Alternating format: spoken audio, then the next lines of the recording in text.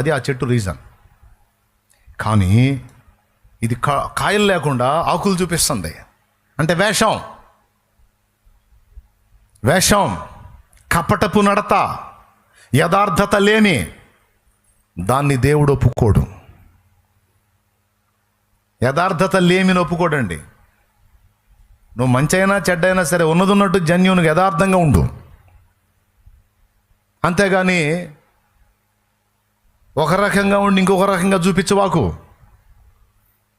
కొంతమంది ఉంటారు, మేలు పొందుతారు, బయటికి పోయి చెడ్డ ప్రచారాలు చేస్తారు.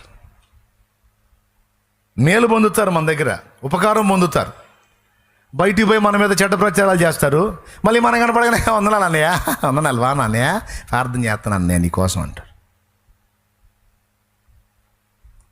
వీడు మళ్ళీ బయటికి పోయి చెడ్డ ప్రచారాలు చేస్తుంటాడు. మళ్ళీ మనం కనపడగానే వందనాలు అన్నయ్య, ప్రార్థన చేస్తున్నాను నీకోసం అంటాడు. నాటకాలు, యథార్థత లేమి. నచ్చలేదా నీకు? నచ్చనట్టే ఉండో, నచ్చానైతే ఐక్యం కలిగి ఉండో. అంతేగాని నేను కనపడ్డప్పుడు షో చేస్తా, మేలు పొందుతా, మళ్ళీ పక్కకు పోయి కపటపు నడతలు ఎందుకో, పక్కకు పోయి తప్పుడు ప్రచారాలు ఎందుకు, మళ్ళీ నేను కనపడగానే వందనాలు ఎందుకో? వేషం. అంటే వేషాలు నచ్చవు దేవుడికి. ఒక్కొక్కటి బుద్ధి ఎట్లా ఉంటుంది? పొందుతాడా? మేలు పొందుతాడా? ఉపయోగం పొందుతాడా? అరే నేను మేలు పొందాను కదా, కాస్త నేను ఉపకారం పొందాను కదా, పట్టెడు అన్నం తిన్నాను కదా, ఆశ్రయం పొందాను కదా, నేను ఎలా చెప్పాలి, అవతల చెడ్డగా ఎట్లా చెప్పాలనే మనసు ఉండదు వీడికి. చెప్పేస్తాడు. అట్టంటి వాళ్ళని కూడా చాలామందిని చూశాను నేను,